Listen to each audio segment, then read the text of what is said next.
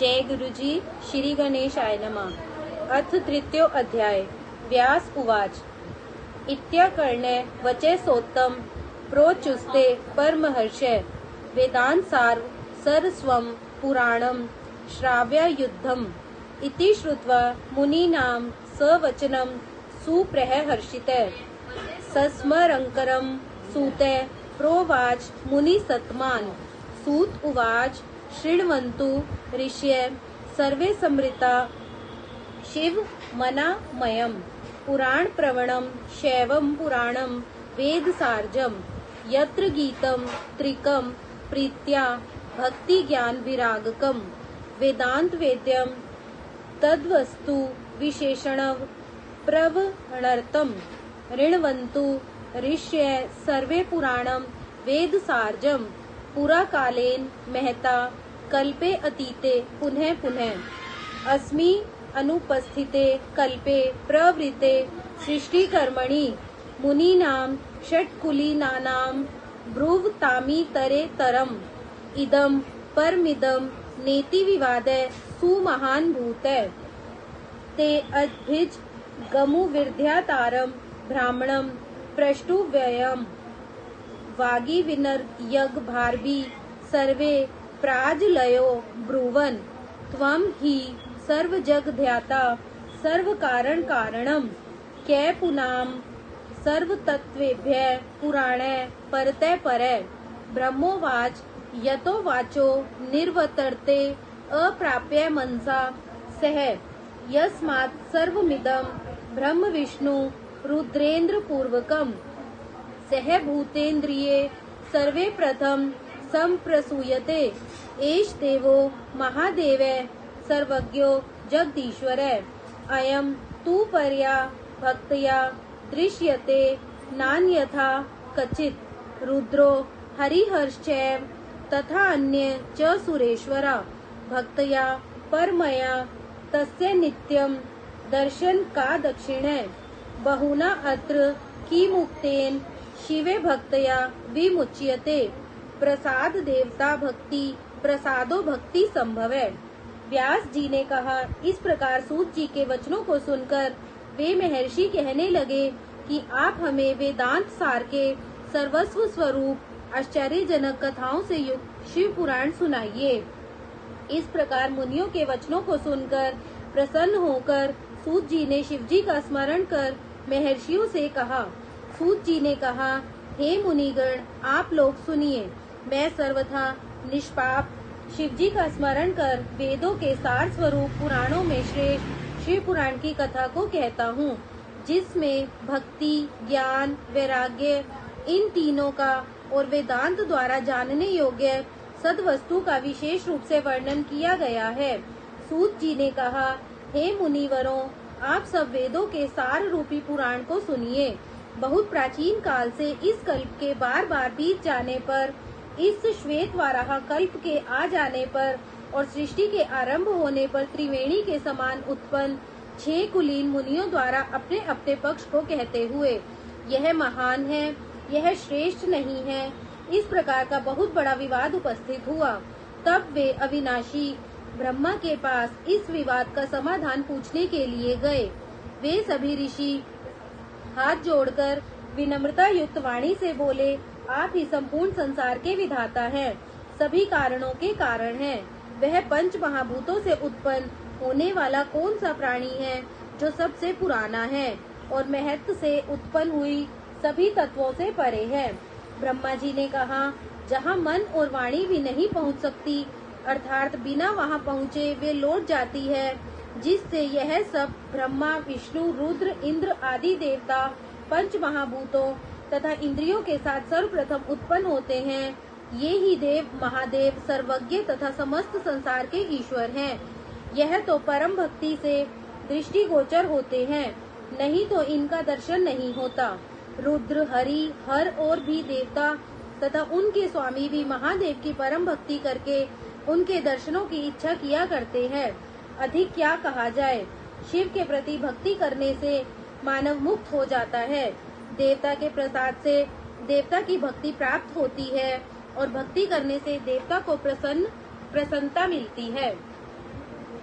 यथे हांकुरतो बीजम बीजतो वा यथा अंकुरे तस्मादीश प्रसादार्थ यूयम गत्वा भुवम द्विजा दीर्घ सत्रम समाकृध्वम यूयम वर्ष सहस्रकम अमुष्येवो धर्वरेतस्य शिव सयैव प्रसादते भक्तो विद्यासारम तु जायते साध्ये साधनम मुन्ये ऊचु अथ किम परमम साध्यम किम वा तत्साधनम परम साधके कीदृशे स तत्र तदिदम बुहुरी तत्वते ब्रह्मोवाच साध्यम शिव पद प्राप्ति साधनम तस्य सेवनम साधकस्त प्रसादाधो नित्यादि फल निस्पृह करम कृत्वा तु वेदोक्तम तदर्पित महाफलम परमेश पद प्राप्ति सालोक्य आदि कर्मा ततः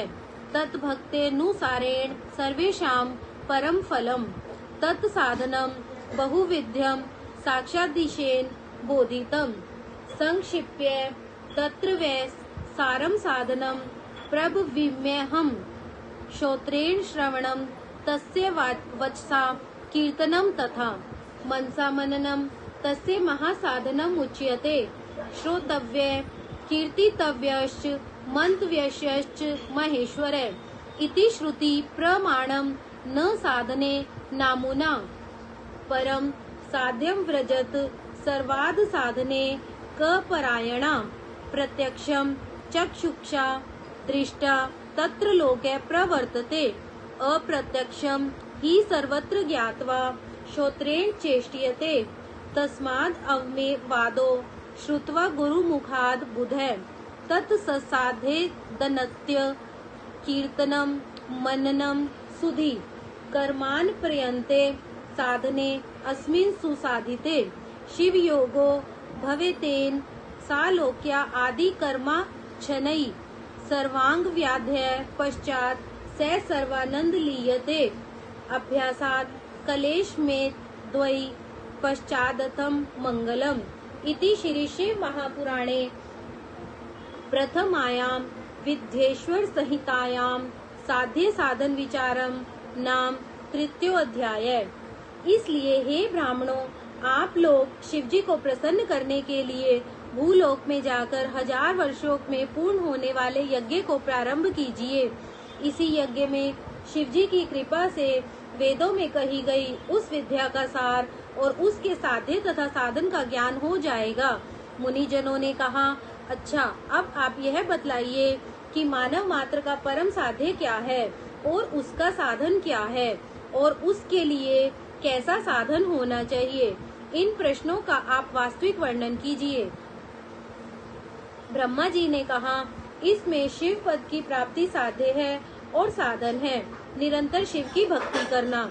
साधक ऐसा होना चाहिए जो शिवजी की कृपा से नित्य तथा नैमित्तिक आदि कर्मों के फलों से प्राप्त होने वाले स्वर्ग आदि की इच्छा न रखता हो। वेद विहित कर्म करके उससे प्राप्त महाफल को जो व्यक्ति परम शैव पद की प्राप्ति के लिए जो उन्हीं को समर्पित करता रहता है, तदंतर उस भक्त को सायुज्य मुक्ति प्राप्त हो जाती है। उस प्रकार से भक्ति करने पर सभी को उस परम फल की प्राप्ति होती है। उसके विविध साधनों का वर्णन साक्षात शिवजी ने भक्तों के लिए किया है। उसका संक्षेप करके मैं आप लोगों से उसके सार को कह रहा हूँ। कानों से उनके गुणों को सुनना और वाणी से उन गुणों का कीर्तन करना और मन में उनका बार बार मनन करना बहुत बड़ा साधन कहा गया है। अतः शिवजी के गुणों को सुनना, उनका कीर्तन करना तथा सदैव मनन करते रहना चाहिए। उक्त वाक्य में यह श्रुति प्रमाण है। इस विधि के अतिरिक्त दूसरा कोई साधन नहीं है। अतः सभी प्रकार के साधनों को जुटाने के लिए तत्पर मानवों को केवल शिव पुराण को ही अपना साध्य बनाना चाहिए। वेद में जो कहा गया है कि पहले आत्मा को देखें फिर उसे सुने, लोक व्यवहार के अनुसार यह विपरीत प्रतीत होता है, क्योंकि आत्मा सरलता से देखी नहीं जा सकती और बिना देखे हुए पदार्थ के प्रति खिंचाव नहीं होता है। इसलिए पहले उसके चरित्र को सुनकर तब अन्य क्रियाओं के प्रति प्रवृत्त होना चाहिए। इसीलिए सर्वप्रथम गुरु के मुख से पुराण का श्रवण करके तदंतर विद्वान को चाहिए कि उसके कीर्तन, मनन आदि में तत्पर हों। इस क्रम से जब मानव को मनन का साधन प्राप्त हो जाएगा, तभी शिव योग की प्राप्ति और सालोक्य मुक्ति की कर्म से प्राप्ति होगी। इस प्रकार सब करने से पहले सांसारिक व्याधियां दूर हो जाती हैं। तदंतर सभी प्रकार का आनंद भी उसी में लीन हो जाता है। अभ्यास काल में अनंत प्रकार के कष्टों का अनुभव होता है। उसके बाद आदि और अंत सब मंगलमय होता है। इस प्रकार परम माहेश्वर पंडित तारादत्त त्रिपाठी के पुत्र डॉक्टर ब्रह्मानंद त्रिपाठी द्वारा रचित शिवा टीका टिप्पणी आदि से संबलित शिव महापुराण में साध्य साधन विचार नामक तीसरा अध्याय समाप्त। जय गुरु जी, शुक्राना गुरु जी। ओम नमः शिवाय। शिव जी सदा सहाय। ओम नमः शिवाय। गुरु जी सदा सहाय। जय गुरु जी, शुक्राना गुरु जी।